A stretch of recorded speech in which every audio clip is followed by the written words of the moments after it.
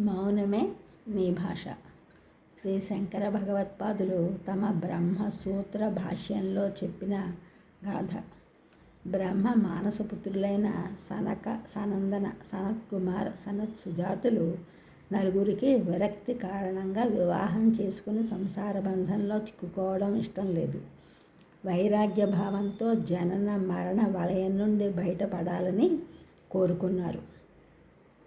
వారి మీద కరుణతో పరమేశ్వరుడు చతుర్భుజ హస్తుడై దక్షిణామూర్తిగా అవతరించి హిమాలయ పర్వత శ్రేణులలో వటవృక్ష ఛాయలో మౌన ముద్రలో బ్రహ్మానంద స్థితిలో ఆసీనుడై ఉండగా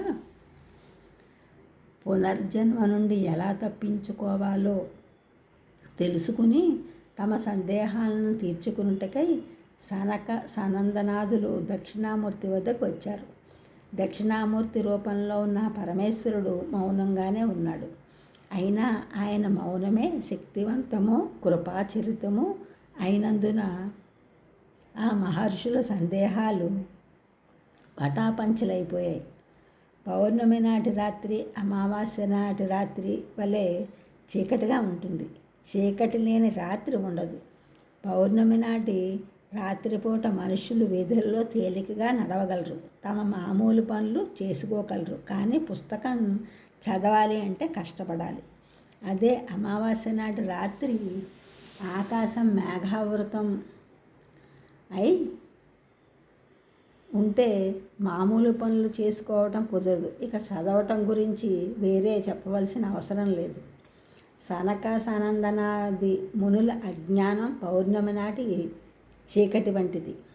మిగిలిన వారి అజ్ఞానం అమావాస్య నాటి చీకటి వంటిది. దక్షిణామూర్తిని దర్శించటం వలనే పరిశుద్ధమైన చిత్తంగల శిష్యుల అజ్ఞానాన్ని తొలగించడానికి బ్రహ్మజ్ఞాని అయిన మహర్షి మౌనం చాలు. దక్షిణామూర్తిని సందర్శించిన మునుల వలె పరిశుద్ధమైన చిత్తంగల శిష్యుల అజ్ఞానాన్ని తొలగించడానికి బ్రహ్మజ్ఞాని అయిన మహర్షి మౌనం చాలు.